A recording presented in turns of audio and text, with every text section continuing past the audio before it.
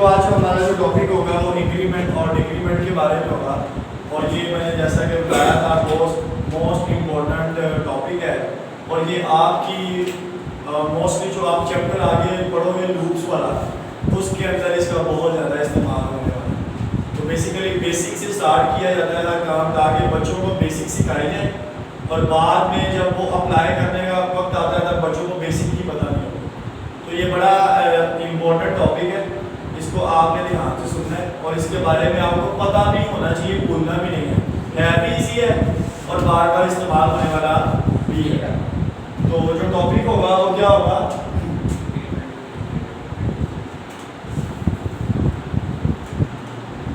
What is increment and decrement operator? What is increment और decrement और increment operator।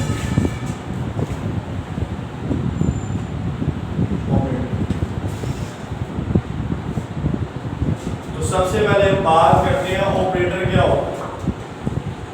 जब हम कोई साइन यूज करते हैं, क्या यूज करते हैं? साइन। कोई भी किस्म का साइन यूज करते हैं हमारे पास ऐसा ऑपरेटर के लिए, चाहे वो प्लस हो, माइनस हो, मल्टीप्लिकेशन हो, ठीक है। तो ये डिफरेंट टाइप्स हमने पढ़ी थी ऑपरेटर्स की।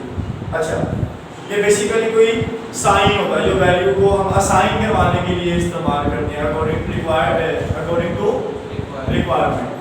अच्छा, तो इंक्रीमेंट से मुराद क्या होता है वो देखते हैं। इंक्रीमेंट का मतलब होता है किसी वैल्यू में एडिशन कर देना, किसी वैल्यू में इंक्रीमेंट कर देना। अब एडिशन किसका कर देना? किसी एक वैल्यू का, किसी एक नंबर का, ठीक है। डिक्रीमेंट का मतलब होता है कम कर देना। क्या कर देना? कम कर देना। अगर एडिशन भी एक नंबर की हो रही है तो सब्ट्रैक्शन भी एक ही नंबर की हो। समझ आ रही है कि नहीं? तो उसने लिखा हुआ है। अब इंक्रीमेंट ऑपरेटर के लिए जो साइन यूज होता है वो हमारे पास होता है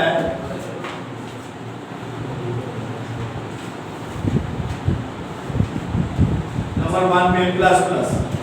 जहां भी प्लस प्लस आ जाएगा इट्स मीन वो इंक्रीमेंट ऑपरेटर है। It is used to increase the value of variable by 1। क्या करता है? एक वैल्यू की एडिशन कर देता है। कैसे? मैं लिखता हूं x इज इक्वल टू 10, फिर मैं लिख देता हूं x प्लस प्लस। तो इसका जो रिजल्ट होगा वो क्या होगा? ये मैंने कमेंट का यूज किया, सिंगल लाइन कमेंट का यूज किया, ये हाइड हो जाएगा। ये क्या हो जाएगा? इसको मैं ऐसे भी लिख सकता हूं x इज इक्वल टू 10 था, लेकिन जैसे ही उसमें क्या हुआ इंक्रीमेंट, तो उसका आंसर क्या आ जाएगा? 11। इट्स मीन एक वैल्यू का इंक्रीमेंट हो गया तो वो हो गया 10 से 11। यही काम है इंक्रीमेंट ऑपरेटर का, ठीक है। अच्छा, it can be use before और आफ्टर द वेरिएबल नेम। मैंने आपको बताया था इसको बिफोर वेरिएबल भी इस्तेमाल कर सकते हैं साइन को, और आफ्टर वेरिएबल भी इस्तेमाल कर सकते हैं। दोनों का मतलब सेम हो। It can not be used with constant and expression. इसको कांस्टेंट के साथ इस्तेमाल नहीं कर सकते। जैसा कि मैं लिखता हूं 10 प्लस प्लस, तो मैं इस तरह इसको इस्तेमाल नहीं कर सकता। क्यों नहीं कर सकता? क्योंकि कांस्टेंट में इंक्रीमेंट ऑपरेटर इस्तेमाल नहीं कर सकते। फिर मैं ये एक्सप्रेशन लिखता हूं हेलो, और इसके साथ मैं लिखूं प्लस प्लस, तो इसका इस्तेमाल नहीं होगा। कोई मसला? No sir. अच्छा, फिर इसकी दो टाइप्स आ जाती हैं। इसको यूनिटरी ऑपरेटर भी कहते हैं, याद रखना। फिर इसकी दो टाइप्स आ जाती हैं, पोस्टफिक्स इंक्रीमेंट और प्रीफिक्स इंक्रीमेंट। कितनी टाइप्स आ जाती हैं? Two types. Postfix increment operator और प्रीफिक्स।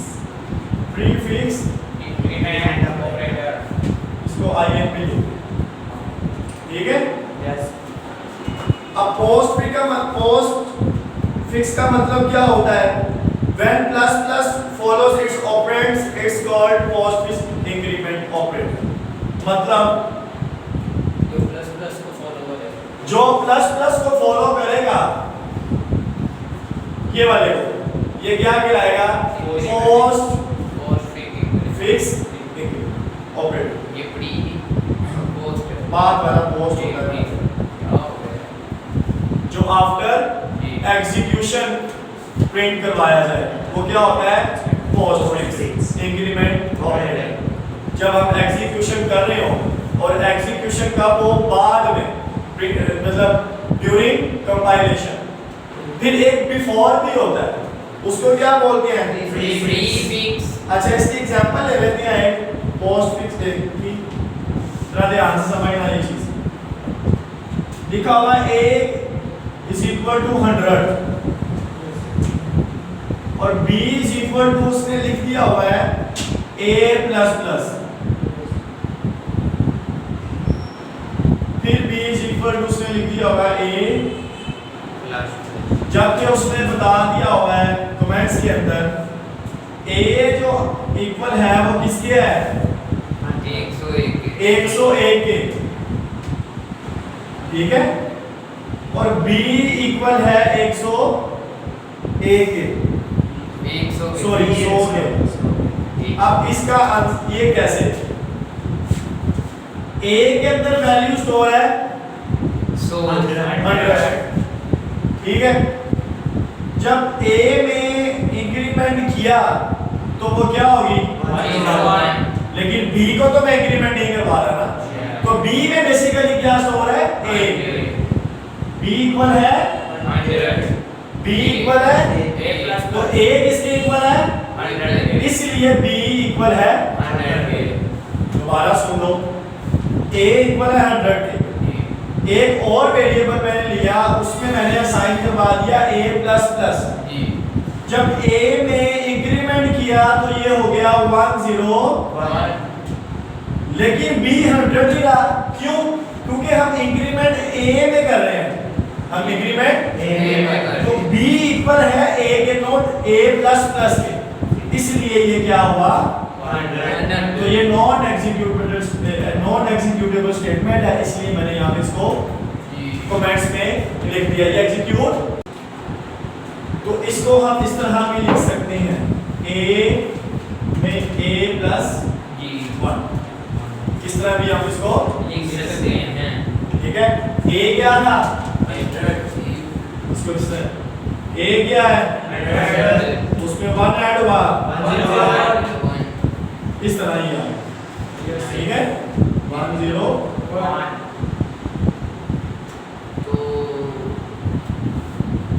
अब हम चलते हैं प्रीफिक्स के।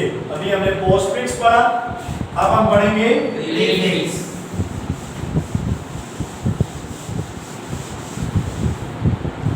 जो कि टाइप है इंक्रीमेंट ऑपरेटर, प्रीफिक्स ऑपरेटर। तो प्रीफिक्स उसने लिखा when plus plus is precedes its operands, it's called prefix operator. In prefix operator, plus plus increase the value of variable before execution. Postfix में बाद में after execution करता है, इसमें before। यही दोनों में मेजर difference है of the statement. It first increment the current value variable by 1 and then new value is in the statement. अगर उससे पहले हम यूज करेंगे लाइक अभी मैंने आपको बताया A में क्या स्टोर था 100, पोस्टफिक्स की जो मैंने एग्जांपल दी, तो मैंने इसको किस में स्टोर करवा दिया? B के अंदर। B में मैंने क्या करवा दिया? A में इंक्रीमेंट करवा दिया, फिर B में इंक्रीमेंट करवा दिया, तो इसका आंसर A का हो गया 101, लेकिन B का आंसर क्या था? 100। अब हम जरा इसमें आ जाते हैं। मैं लिखता हूँ A is equal to 100, लेकिन B is equal to plus plus A, जो बाद में इस्तेमाल किए थे, ये पोस्टफिक्स में आ गया, पहले यूज कर लिए तो प्रीफिक्स में आ गए, यही दोनों में डिफरेंस है। पोस्टफिक्स में प्लस प्लस वेरिएबल के बाद आता है, प्रीफिक्स में पहले आता है। अच्छा, इसमें जरा डिफरेंस है, जरा ध्यान से समझना आप। अब जब इसमें एडिशन होगी, वेरिएबल में क्या होगी, एडिशन होगी, तो इसका आंसर भी क्या हो जाएगा 101।